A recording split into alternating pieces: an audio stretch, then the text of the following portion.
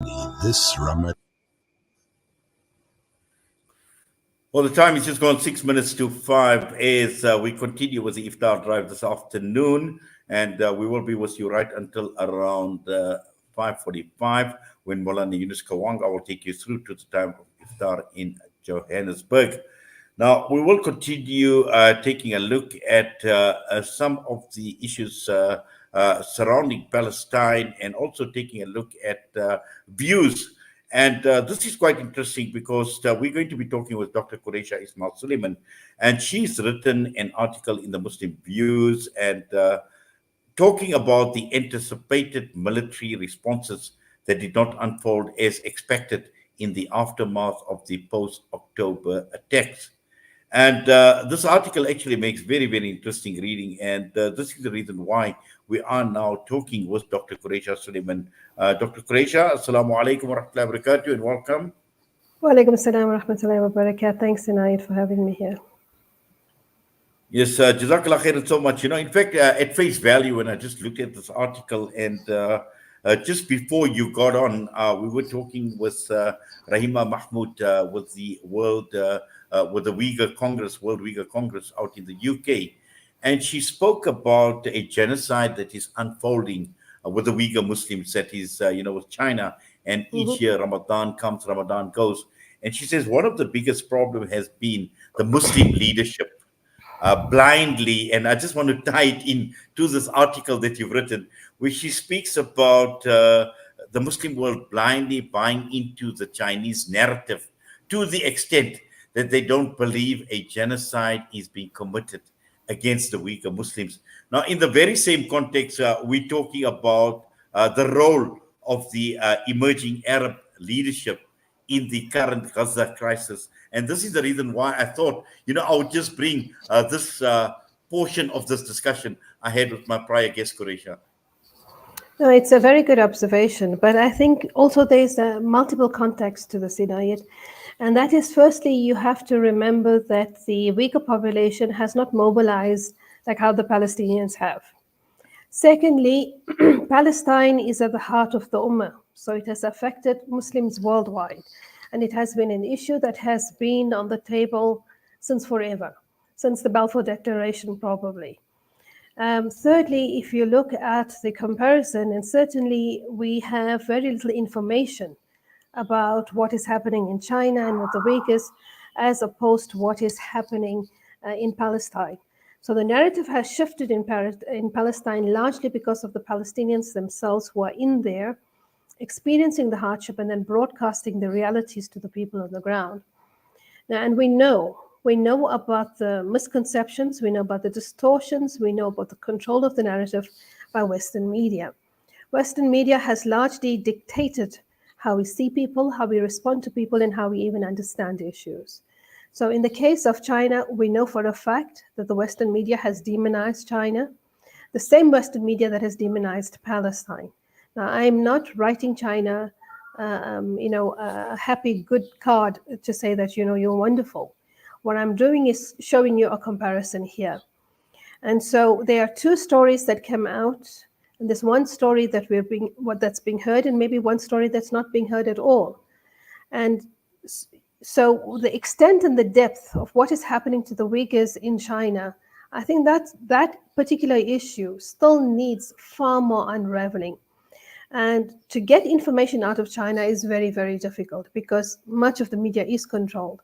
And whatever media that is being put forth, in many ways is also controlled, and that is by the Western oligarchies. So the story there is very, very difficult to anticipate and how to react. But the bottom line is that if the people are being persecuted, if people are being oppressed, and if people are experiencing a genocide, as we have been led to as we have been informed, then there is a duty on us to find out and to get more information. Now, how do we get a country like China to respond? China is in many ways similar to the US, but also very, very different. And in the sense, if you look at the way in which the US, the hegemony, has controlled the majority of the Muslim world right up to the present, one then has to ask, what do we do differently to get a different response? to ensure that Muslims are not being persecuted, targeted, and where that is a case, the fact of the matter is there's one reality, and that reality is that Muslim majority countries are totally emasculated. They have been completely weakened, and they have intentionally or unintentionally harmed themselves by the decisions that they have taken in terms of the way in which they have structured their strategic relationships and positions, the way in which they abandoned their culture, the instructions given by Islam on how to deal with other states, how to respond, and more importantly is in who you should take as an ally, because the Quran is clear that you should not take the Yahud and the Nasara as your allies. But they have made all of these strategic mistakes. And more significantly, they have weakened themselves in terms of the economic mistakes that they have made. And that significantly in terms of the oil countries and the Gulf areas, that has been in terms of tying their currencies or fixing their currencies to the US dollar. And secondly, agreeing to the petrodollar. The output shall be paid for of oil revenues in terms of the dollar. They basically tied themselves in and strangled themselves. And this has become most apparent if you look at now with Ukraine and Russia. When Russia invaded Ukraine, the one thing that they did immediately was to slap sanctions on Russia and to freeze Russian assets. They did the same. The Americans did the same to Afghanistan. They did the same to Libya, and they did the same to Iran, where they have stolen trillions, maybe billions, or maybe even trillions of dollars from these countries. They freeze their assets and then they take their wealth. So the Arab leaders understand this. The new generation Arab leaders understand this. And they have seen this. How do you then confront China? You go in and tell China, what are you doing? Like, China's going to say, who are you? What are you offering? On what position are you bargaining with China? As in the case of USA also. On what position are you bargaining? Are you coming as equals? Are you coming as a stronger bargaining partner? Or are you still the powerless, the underdog? And if you're in the underdog, why on earth would somebody who's superior to you bother to listen to you? These are the realities, the real context that we must keep in mind when we consider all of these issues that are happening, especially in the killing fields of the Middle East. It has been a killing field for more than 100 years, where different actors have come in and gone. The play has stayed the same, and the script has stayed the same. You just change the costume, you change a couple of scenes, but the reality has been ongoing. Nothing has changed. But Gaza has changed something, and it has changed the way in which the Muslim leaders are acting and behaving. It has also changed the way in which the world community is reacting to Israel, reacting to the genocide in Gaza. And so that warrants that we take a step back and we ask, what has happened to bring about this change? Because the dollar, the petrodollar, is still there. The Arab currencies, most of the Gulf producing countries, their currencies are still fixed to the dollar. But there has been a change. And this necessitates further interrogation. And that is what that article is all about. And by the same token, the people who are hosting the Uyghur conference, they also need to ask, what needs to happen in order to bring about a change to the circumstances or to an analysis of what is happening, or maybe to get a greater understanding so that we get a changed perspective of what is transpiring in terms of the Uyghur population and how to hold China to account. But simply taking news reports from Western media, that is not sufficient. Well, Quraysha, in fact, this article of yours, there is just so much that one needs to unpack. And when you talk about Arab and Muslim leaders that need to obviously, or they needed to restrain themselves, because many are saying, where is the Muslim world? Why is the Arab world not getting involved? Where are the Muslim armies? Why are they not sending the Muslim armies? But in your analysis and in unraveling and unpacking why they needed to restrain themselves, you speak even about the savagery of the Zionists that has been horribly exposed. And you say that restraint was necessary to expose this ugly monster called Zionist and this ugly head of Zionism. It's true. Let's go back. What is it? Every 3-4 years, there's been an incursion in Gaza. where Gazans are bombed, people lives are lost. I mean, I count 2028, 2012, 2014, 2019. It's been ongoing. There was no shift. There was no change in perspective about how people, the international world, viewed the Palestinians. That shift came now. And in each instance, when we've had each of those incursions into Gaza, the constant encroaching on land in the occupied Palestinian territories, the theft of Palestinian resources, the loss of Palestinian lives in the West Bank, etc., this whole narrative about taking over Jerusalem and harnessing it as the capital of Israel. Up to this point, up to 2023, there was no consolidation of support in terms of the Palestinians. And every time the Israelis behaved in their barbaric nature, in their vicious savagery, what happened in each of those instances? Almost every report, every story, every event that came out as a result of that particular barbaric action of the state of Israel did not focus on Israel, but it focused on Iran. It looked at Hezbollah. It spoke about Muslim terrorists. It spoke about threats to Western democracies. It spoke about Islam as a religion of terrorism. It spoke about Muslims as terrorists. It spoke about the Palestinians as vicious people who want to kill all Jews.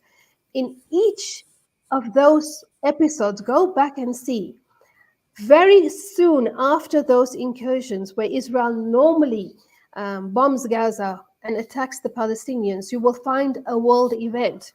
There was a bombing in India. There was a bombing somewhere else in the world. I can't remember right now, but I kept on making mental notes to myself. Look at the distractions that are being created. And in all of those instances, it was so-called Muslim terrorists who were perpetuating these killings and harms to continue that narrative that Islam is essentially violent, that Muslims are violent, that all Muslims are terrorists, that the Palestinians are terrorists, that Israel needs to defend itself against these terrorists, that Israel is the only democracy in the Middle East. Israel is surrounded by hostile states who want to destroy it and who want to kill all the Jews and want to steal back the land from Israel. These were the narratives that were perpetuated in every single incident, in all the attacks that have happened on Gaza since, as far as I can remember, 2008. And this time around, if you look at it, there has been a total coordination of responses from the Muslim countries, right from Iran, Hezbollah, Syria, Saudi Arabia, Egypt, USA, Qatar, Turkey, and Jordan, the main players in that area, in the vicinity of that area, and Iraq, and Yemen. They have all structured themselves, and Algeria also, I can keep adding countries. They have all structured themselves, and you can see that there's a certain amount of consultation, that one understanding, and I think they've studied this well together with the Palestinian resistance, that this is going to continuously happen, and no matter what the Arabs say, the Arab countries or the Muslim countries do, Israel and the USA know that the Arabs do not have the military power to match their military power. They know that Turkey is caught in a bind because of its relationship with NATO. They also know that if the Arab states have to respond, then they can clean them out, they can wipe them out. It's a dirty war that they want to draw the Arabs into. More particularly, they want to go for Iran. I mean, Netanyahu's been singing the song since forever, since 2009 maybe. They want to go into Iran. They've destroyed Libya, they've destroyed Syria, and they destroyed Iraq, and they're after Iran now. So the Arabs had to strategize what it is that they should do. If you look at the Muslim comments right across, why didn't they do an oil embargo? Do like what King Faisal did. The world is different. 1979 and 2023, it's a totally different world. There's new players, there's new context, and there is a whole creation of this phantom of the evil Muslim that has been building up since 9/11. Arab players had to be very strategic, because both the US and Israel would not hesitate to kill more Muslims. They would not hesitate to drop a nuclear bomb. They would not hesitate to destroy a Muslim country. They have succeeded to destroy Muslim countries through the friction and the antagonism that they've caused. Saudi Arabia, UAE, Yemen, if you look at that particular scenario. If you look at Sudan and the UAE. So there have been very many instances where they have succeeded. But now I think this new generation of young Arab leaders looking into their behavior, looking into just in the way in which they're doing politics, and I'm separating religion from politics. Because yes, there are very many things that have developed and are coming out in Saudi Arabia that people are complaining about, like the resorts and the raves and etc. that is happening there. I'm separating religion from politics. This is not an analysis of religion and politics, but an assessment of the politics of these young Arab leaders. How do they confront this? How do they confront a dirty war? They cannot, because the Quran says if you're going to war, you need to prepare. They cannot go into a dirty war with the US and Israel. There's no way that they can bring in or stop it through military means. What other way? The only other way, strategic way, is through international law. And secondly, through the use of international law, bring about the economic downfall of these two regions, these two countries, the USA and Israel. And they have to work towards it, but at the same time, cognizant of the fact that their entire economies are tied to the US economy as well. So it's a very fine line that they are walking, and it is a very difficult position in which they are in. But really, wallahi, if you look at them, you realize that they've realized what a mess they are in, and they have to figure a way out to rescue Palestine and to rescue themselves, because ultimately to rescue themselves, to get out of this grip, this iron grip that the US has over them, they have to rescue Palestine. Well, Quraysha, you speak so much about strategy and how strategically the Arab world and the leadership in the Muslim world have actually placed themselves in, which includes Turkey as well. But again, it requires leadership with vision, and as well. And I suppose one of the biggest lessons in terms of how strategic are our leaders or the leaders in the Arab world in placing them in a situation where they have at this point in time where they haven't gone in, gone in, or they haven't been drawn into a war. Number one, they haven't committed their armies. They have done none of that. And at the end of the day, behind all of that, there is still that strategy. We've seen what has happened at the ICJ. We've seen the submissions of all the various countries, including the Arab countries. And again, are we going to see now a new breed of leadership that is emerging, that is very, very strategic in terms of how the Muslim world and the Arab position themselves against all these issues, the global developments around us, global wars, conflicts, and also more importantly, in the case of Palestine? Certainly, it's already happening. It's happened, and you know what? Like him or hate him, I think MBS is one of the driving forces behind this.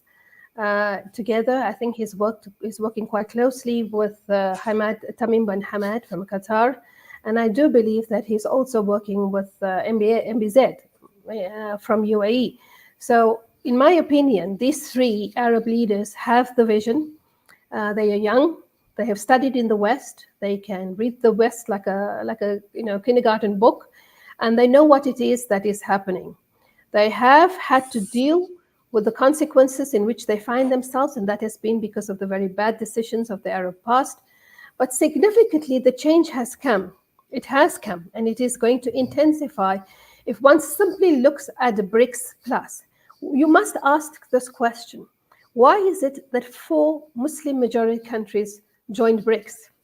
And BRICS has 2 main partners which are anti-West, anti-US specifically, Russia and China. And so why is it that 4 Muslim majority countries got accepted into BRICS and were inaugurated this year in 2024? Egypt, that has a strategic waterway, the Suez Canal. Iran, which they have been at loggerheads with Iran for forever. Firstly, trying to dismantle its nuclear power, and secondly, inciting, like actually, I put in those words in my article. They are like rabid dogs, They're like just going at Iran. They just can't wait to get into Iran. And then you have Saudi Arabia and the UAE, two strategic countries positioned right next to Israel. So why did these four countries join BRICS? And why is it that Mohammed bin Salman has been driving the whole idea of a BRICS bank, de-dollarization, and most specifically delinking from the dollar in terms of the payment for oil? So in fact, trying to break away from the petrodollar. In November, when he was at the BRICS summit, he also clearly stated at the conference that world countries, and this was after the beginning of the sped up genocide, because the Palestinians have been living a long and protracted genocide for the last 75 years, but this is now an intensification of that genocide. So the genocide had already begun in the intensive phase, and maybe, what shall I say, stage 10 of, no, it was stage 9 of the genocide. Stage 10 is denial, which has happened now.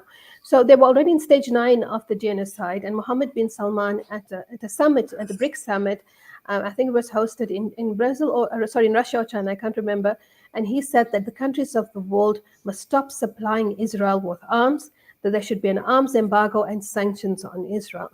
And subsequent to that, you have seen very many comments coming out from his foreign minister, from Faisal bin Farhan, from the ambassador there, Rima bin Saud, making very, very strong statements. But also, the driving alignment of the entire Middle East has come from Saudi Arabia.